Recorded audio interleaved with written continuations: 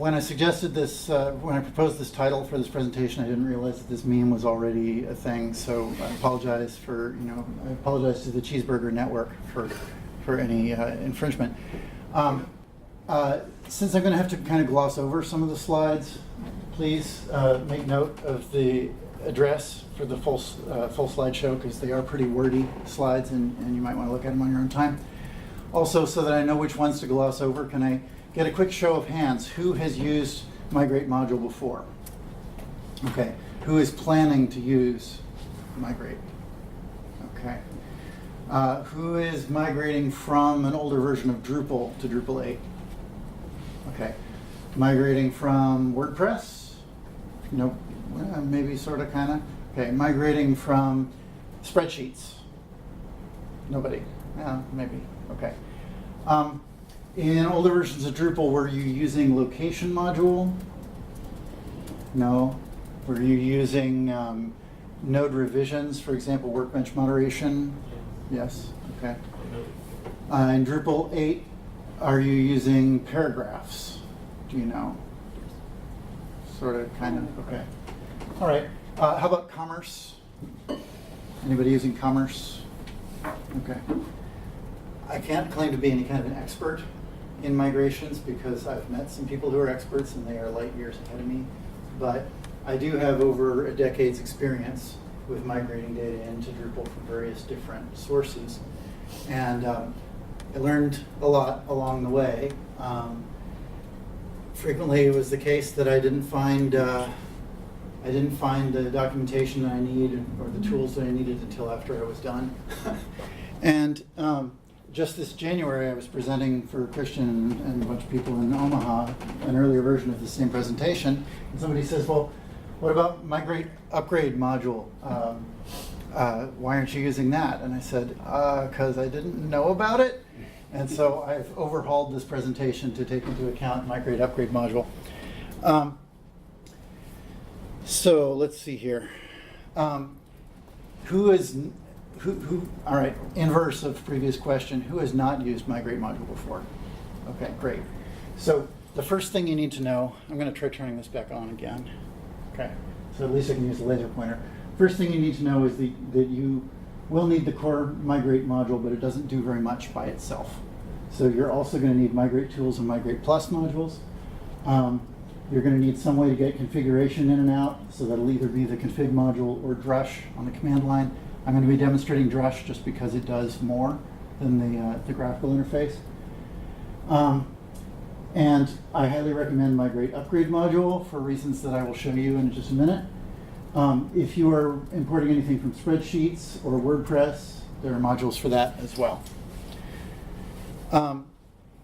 If you have never used Migrate before, I highly recommend that you try, first off, Migrate Source CSV, because it is really, really well documented, much better documented than any other migration module that I'm aware of.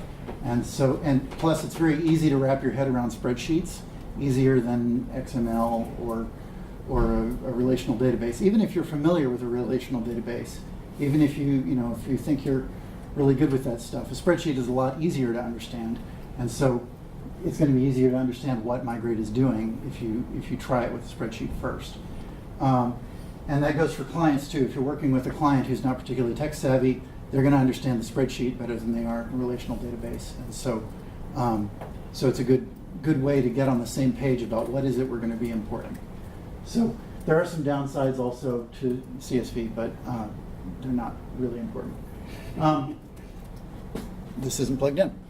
So the Migrate Drupal module that ships with core is a tour de force. It's an amazing, amazing piece of work, and I'm in awe of everyone who contributed to that. However, out of the box, by itself, it's not really all that useful, at least not for big sites. If you had, say, under 100 pages on your website, I could see maybe using Migrate Drupal module and then spending a whole lot of time paying a lot of individual attention to fixing all the things that it didn't do correctly. Okay. But the problem is that it's going to import a lot of stuff into Drupal 8 in the wrong format. It's going to leave some stuff out. It's going to put things in the wrong places, and you're going to have to go back and fix it. And if you've got a small number of pages, that's acceptable. But if you're dealing with hundreds of thousands of pages, don't just do this. What you want instead is to run migrate upgrade module on top of that, because what it does is it takes all of the configuration, all of the automatic assumptions that the core migrate Drupal module made, and allows you to export them into files that you can edit. Okay, so you can customize all of the migrations and do them multiple times, get everything right before you take your old site offline and do your final migration. And so it saves you an awful lot of work, and a lot of that saves you a lot of downtime, a lot of that transition time between the old site and the new site. There are some limitations which I'm going to show you in my demos here. Some of the dependencies may not be specified correctly, which means that one migration will run before it should run, and so some of the data doesn't come through the first time. Any errors in your source site are only going to get worse. Okay, if you've got any kind of discrepancies in your data, not only will those discrepancies get copied over, but they're going to be worse in Drupal 8 than they were before. So that's something to be aware of. I am not particularly good at editing video, so the pacing on this video is off. I'm going to have to stop it a couple of times to. Okay, so if you're not familiar with config installer, I highly recommend using config installer. It allows you to export your configuration of your site and then do a fresh install of the site, pulling in that configuration. It just makes it easier to go back to an earlier version of your site during development. So what I'm doing here is restoring a version of a Drupal 8 site that is just the bare bones Drupal 8 and the Drupal 8 versions of any modules that were being used on this Stallings.com site, which is my mother's brochure site. Okay, so restoring that. Now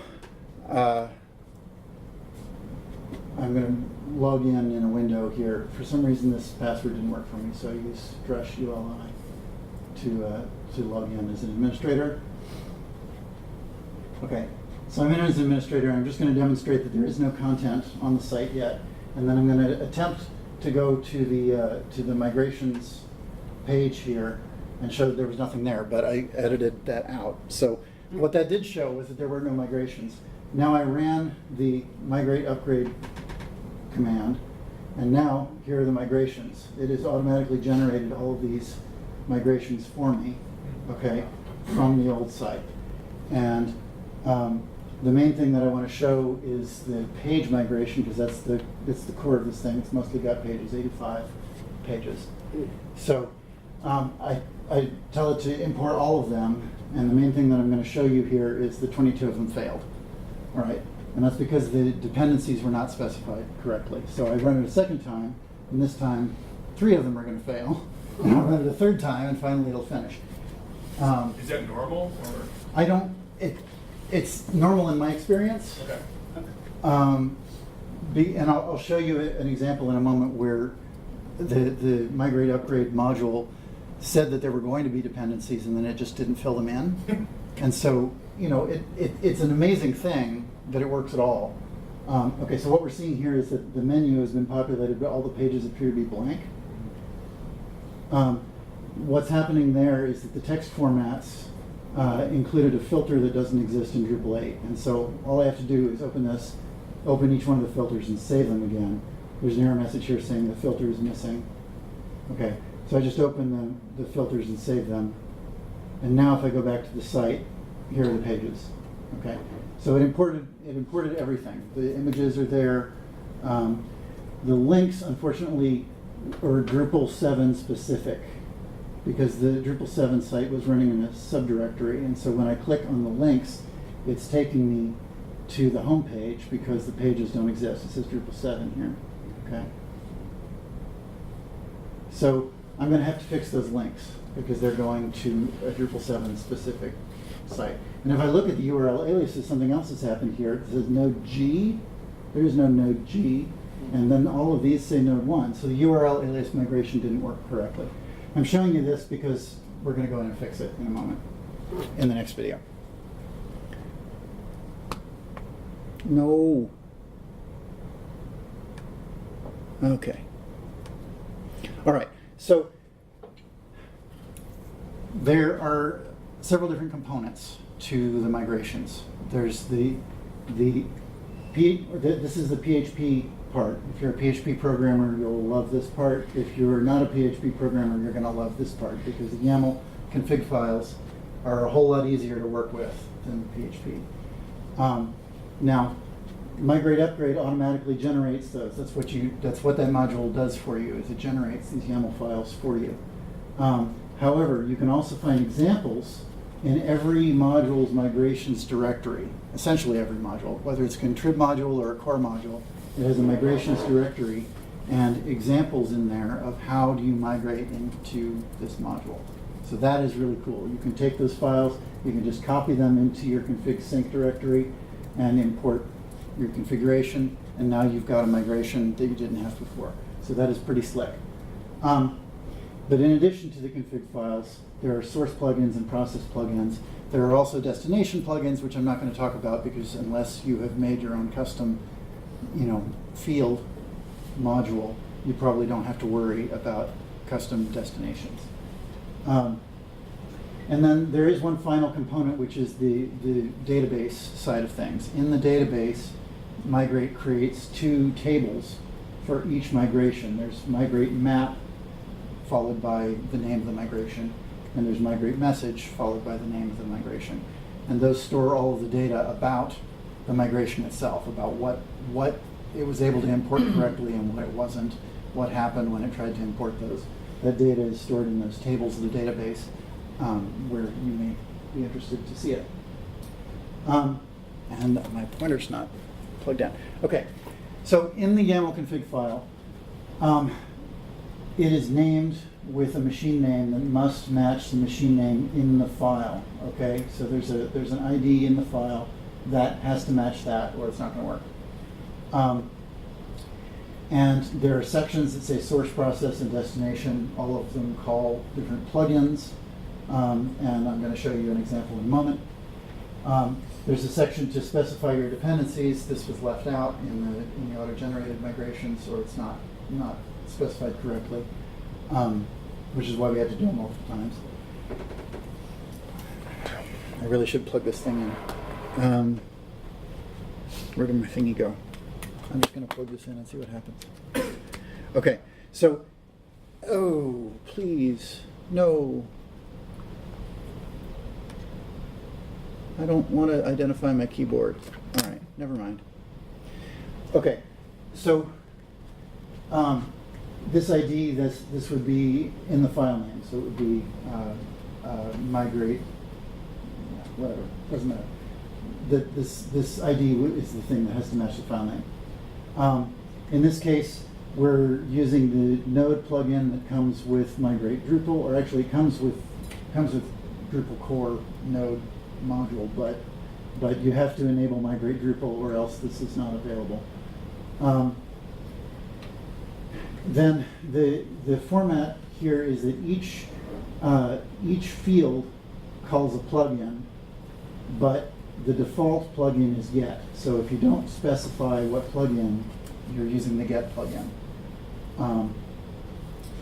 And yeah, I'll show you another example here in a minute.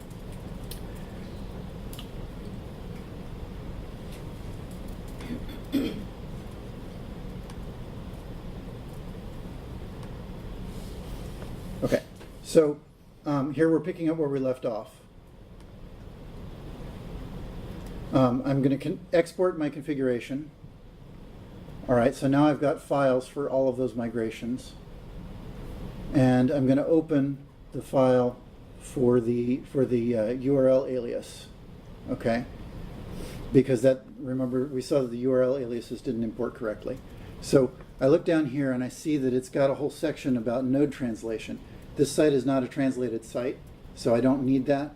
And in fact, let me go back for a second and show you what was wrong there. So The problem here is that it specified that it was going to look up the translation from another migration, but it didn't specify what migration it was going to import it from. So there were no valid values, and somehow that resulted in those weird G's and 1s and things that shouldn't have been there. So I'm just going to take that out. I save the file. I go back over here and say import. Oh, first I'm going to roll back. I'm going to roll back the migration. So MR is migrate rollback. Okay, so it says it rolled back 82 items. I'm going to go and check and make sure that they really got rolled back. So I reload my URL aliases, and they're all still there. What do you know? They did not get rolled back. So something is wrong with this particular migration that it doesn't roll back. So I'm going to manually delete all of those aliases from the database, and now they're gone. Okay, so I verified that all the imported data for the aliases is gone. I import the configuration file that I just edited, and now I'm going to import the aliases again, 82 created, and now when I look at them, okay, there are still duplicate node 1s, but all the other ones are correct. Okay.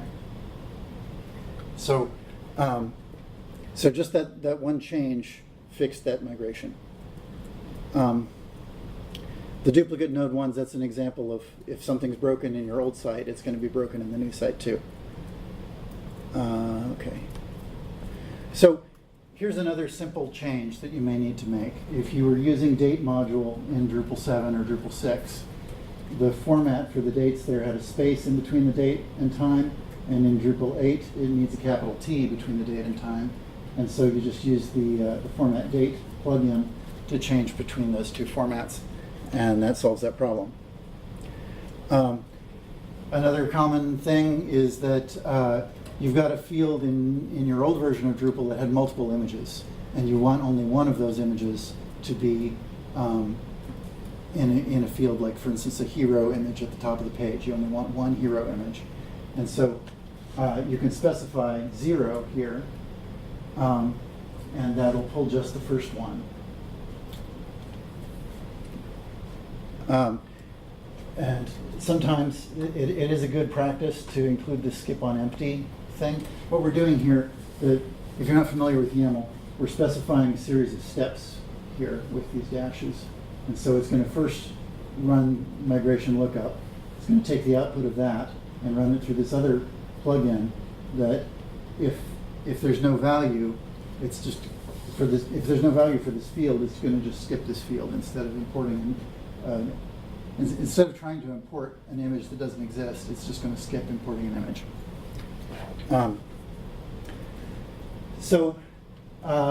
Okay, you said nobody was using location, so I can skip over that. If you do, I guess nobody really committed to saying that you were using paragraphs, but if you were going to use paragraphs in Drupal 8, it's a two-step process. You first import the paragraphs into entity reference revisions paragraph, and then in a separate step, when you import the node, you then point it to the previously imported paragraphs.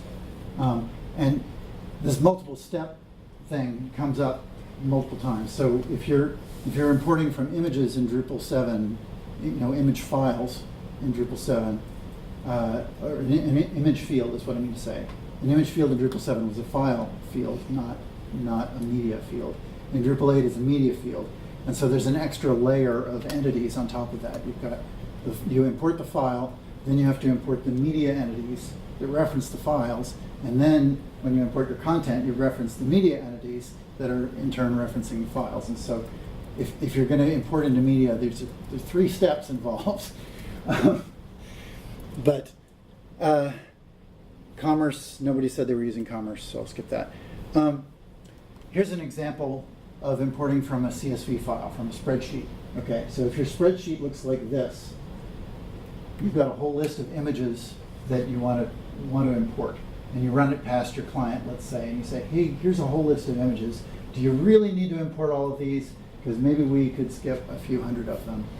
And so the client sends you back the spreadsheet, all you have to do using the CSV plugin, okay, which comes with the Migrate source CSV module, using that plugin, you just point it to the path of the file, and the key is going to be this URL here, and then you plug in all the various values like that, and without you having to copy the files, it's going to pull them from their actual paths on the internet. It's going to pull them from wherever they're stored and import them into Drupal.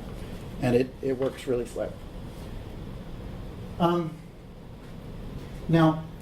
you can do a lot with YAML files, with editing the YAML files, but at some point you may get to the point where you have to have a custom source plugin. So I'm going to talk you through that. The number one thing about source plugins, or any plugins, is they have to be in the right location or Drupal will not find them. Okay? It has to be specified exactly like this, capital P, there's no S on the end of plugins. It's got to be spelled out exactly like that. But it can be in your custom module, it can be in any module. And so you can copy an existing plugin from some other module. You know where to look for it because it's going to be in that location, whatever the module is. So you look in that location, find the plugin for that module, and you can copy it, make your own version of it, customize it however you want. Okay? Yeah. All right. So there are two ways to do that. You can extend the class. If you're familiar with object-oriented programming in PHP, you can extend the class or you can replace the class. So here's an example of extending the class. I'm importing nodes, person nodes, okay, and I need some additional information that comes from some joined tables. All right, location module in Drupal 7 and earlier. The data was not stored in the field; it was stored in a separate table. So you have to join these extra tables to the query, and then request those fields, and now they're available to your migration. So once I've made this change to the query, all I have to do is say my source plugin is going to be person instead of node, and it will use this query instead of the default node query. Does that make sense? Okay. The other thing you can do, rather than just extending the class, is that you can completely replace the class with your own. And so if you do that, you may find yourself in the position of having to also copy the other parent classes. So you may have to make your own copy of fieldable entity and put it in your module also. But this gives you a lot more ability to change stuff because you're not extending an existing class, you're just making your own completely separate thing.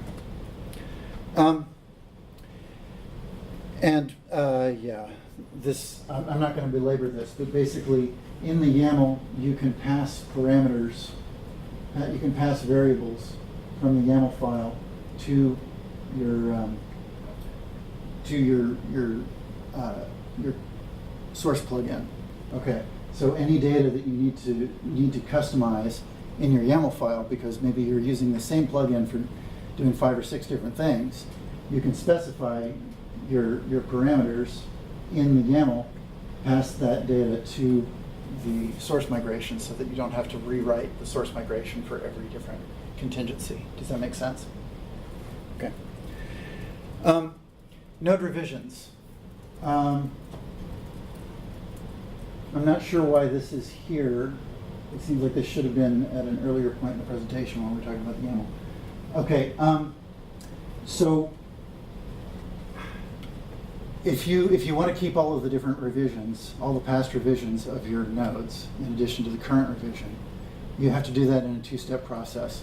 So you first import the node, then you come back and import the revisions of that node, referencing your node migration. And if you're using Workbench moderation, but nobody said they were using Workbench moderation, so forget that. But basically you would have to customize the query to bring in the Workbench moderation state. Pitfalls to watch out for. So the name of your class has to match the name of the file exactly, and it has to be in camel caps. It cannot be lowercase with underscores. but the ID has to be lowercase with underscores. It can't be in camel caps. So thank you, Symfony, for making our lives easier. Now, the source module, it's easy to think that the source module is going to be something different from what it is. It has to point, the source module has to be what you're importing from. Okay, so if you're importing from CSV, source module is CSV. But if your source is a node in Drupal 6 or Drupal 7, then your source module is going to be node, and so on. And let's see here. If you are importing from XML, watch out for any colons in the XML tags. They will cause you problems in your source plugin. They're not going to cause you problems in the YAML file, but if you have to do anything with them in the source plugin, I've had a lot of trouble with colons in the tags. And my solution to that has just been search and replace. Replace the colons with something else, and then you don't have trouble. And of course, always clear the caches if you're having unexpected behavior. So one last video. And this video is going to demonstrate fixing those links. Remember, the links in the body text were specific to the Drupal 7 site. Basically, what happened here is I built the site originally in a wiki. Then I imported it into Drupal 7. My mother proceeded to learn as little as possible about how to use Drupal, and so for a while she was copying and pasting links in whatever format she found them, and then I said, hey, let me install this link it module that allows you to type in the name of the page or the media or whatever it is that you're linking to, and it'll find it for you so you don't have to look it up. And then there was the problem that it was running in a subdirectory, and so some of the links include the name of the subdirectory and some of them don't. And so basically I want to fix all that, right? Migrating to Drupal 8 is a chance to start fresh and fix the things that are wrong with your previous site. So that's what we're going to do right here. I'm going to show you how to do it. So step one here is, can you see that? Yeah, barely you can see that. It's a little cut off.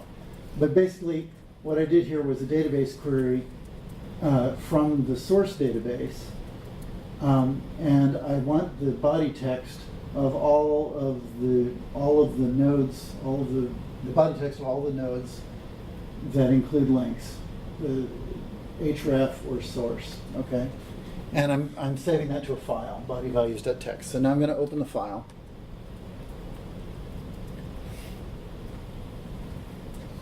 So I'm going to open it in Sublime Text. I highly recommend using Sublime Text or some kind of an editor that allows regular expression searching and replacing. Because what I'm going to do right here is that cut off? No, I can see it. Okay. Well, I meant to do this. Okay, yeah, this is just a search. It's not a replace. So, I'm searching for any href or source and the link that follows it. And I selected all, copied and pasted them into a new document. So here I have all of the links from all of the body text in the whole site. And so now I'm just going to do some normalization to put them all in the same format. So I get rid of the href quote at the beginning. Okay, it's looking better. But now I need to get rid of the franstallings.com part of the URL. So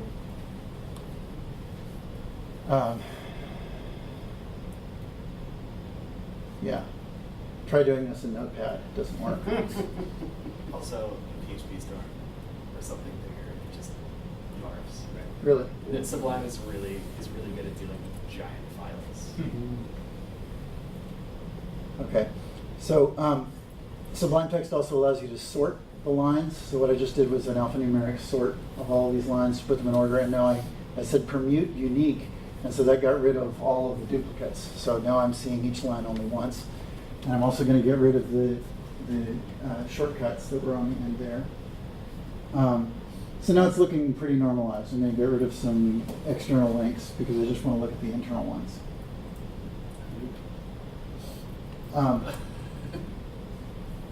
Okay, So now I can see what I'm dealing with. And most of them look okay, but the ones that need to be changed are the ones that say Drupal 7. Okay. So just to demonstrate, I'm going to find Drupal 7 and replace that. Okay. So now this is what my links should look like. All right, so now I've written some code here, some PHP code. It's going to do the same thing. All right, it's a transform function. It takes a value variable. It does a preg match all, so it's basically doing the same thing that I just did in the text editor. It's repeating. It's doing this programmatically for each piece of body text. So this value is going to be a single body text, and it's going to do these transformations to it. It's also going to look up, it does a database search and looks up the URL alias for all of those node IDs and replaces the node ID with the alias. So this is what PHP was made for, right? Taking chunks of text and doing some manipulation to them. So having created that file, I now need a place to save that. So I'm going to run the Drupal console. I always forget what the command is, so I had to look it up. The command is generate module. There it is. It's up here. Go up here. Okay. All right. So Drupal GM is going to ask me a whole series of questions about the module that I want to generate, because I have to have a place to put this file. And this is kind of tedious. I'm just going to see if I can skip over that part.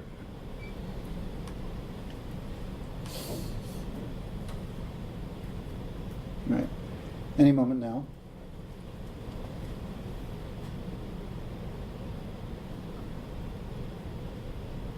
Okay, so it just created a custom module, and now I have a place to save this.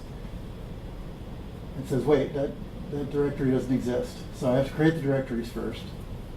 And here's where I make my mistake. See if you can spot the mistake.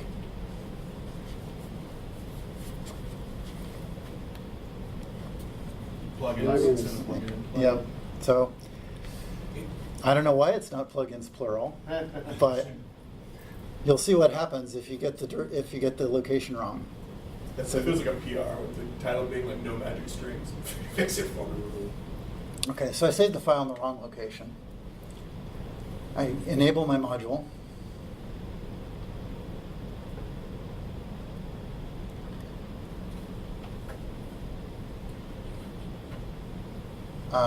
What am I doing here? Oh, okay. I forgot to tell it that I want to use my custom plugin. This is a process plugin. I want to use my custom process plugin when I import the body text. So this is the automatically generated. I'm going to pause this for a second to show you something. So this is what gets automatically generated by Migrate Upgrade, and you'll notice that it spells everything out. So for each field, it's saying we've got a series of steps here, but there's only one, and we're using the get plugin, and it sources timestamp. Now, the shorthand for this would be to just say revision timestamp : timestamp. None of this is actually necessary, but by spelling everything out like that, it makes it a lot easier to add on to if you did want to chain a bunch of events together or substitute a different plugin. You can do that here without having to expand the shorthand form.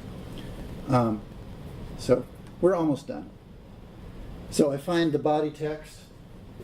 Okay, I'm going to change the get plugin to my Fran update links plugin, and I have to specify that I want that to operate on the value, not the whole body, because body has format and also summary. So I'm going to say take the body format from body 0 format, and I probably should have specified the summary also, but I didn't. All right, so now I import my configuration changes, okay, and it uninstalled my module because I forgot to export the fact that I enabled the module. So now I enable the module again.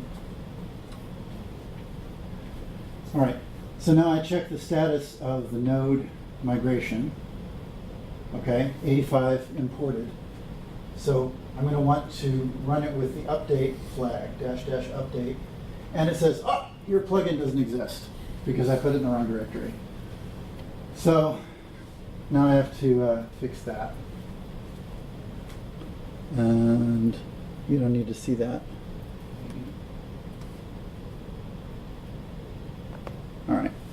So I moved the plugin.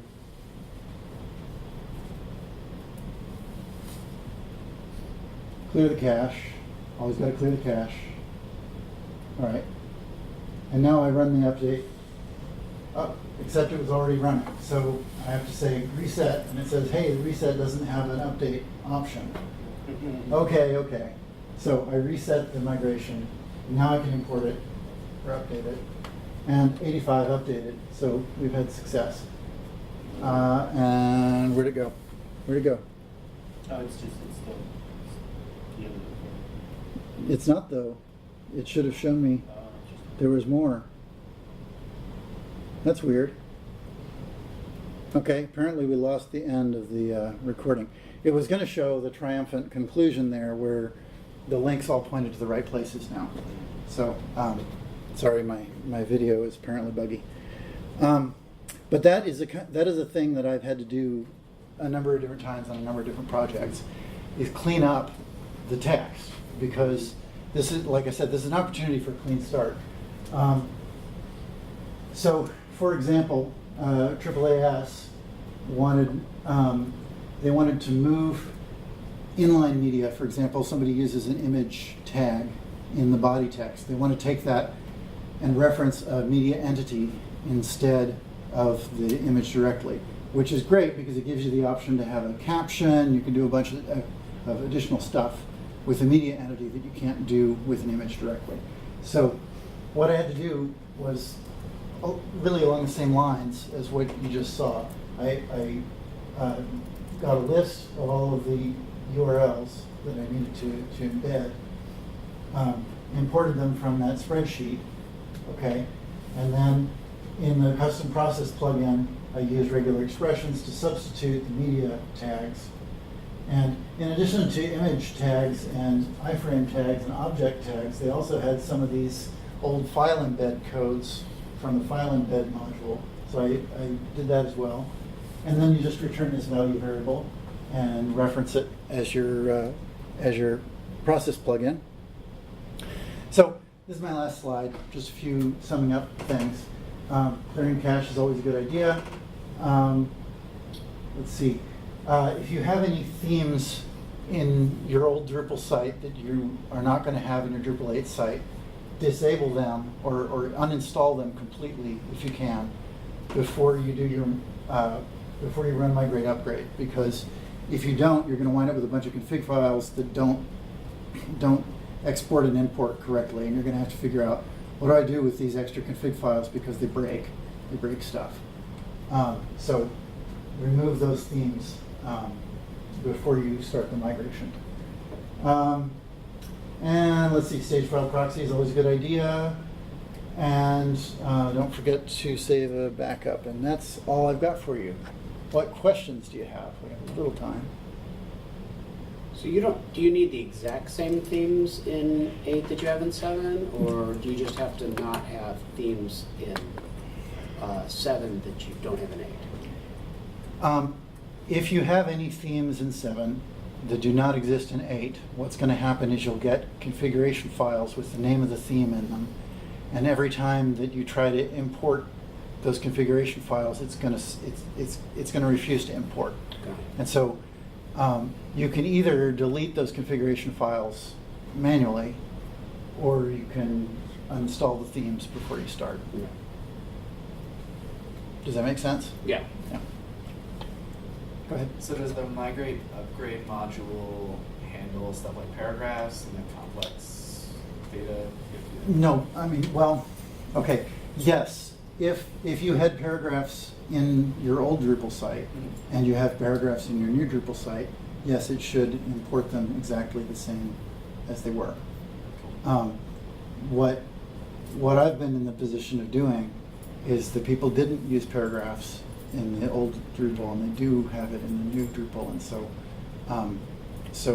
it's not an automatic process. Right. You can't re-architect your site, but it can. Right. If the ND reference things exist in the old site, it can. Yes. Yeah. Paragraphs is pretty much the same from Drupal 7 to Drupal 8, so it should do it automatically. Yeah. Like media, there was a way to do media things in V7, sort of. Sort of. Yeah, right, I haven't tried that. I haven't tried going from Drupal 7 media to Drupal 8 media. Yeah. That's all I know. Yeah. Well, thanks everybody. That's it.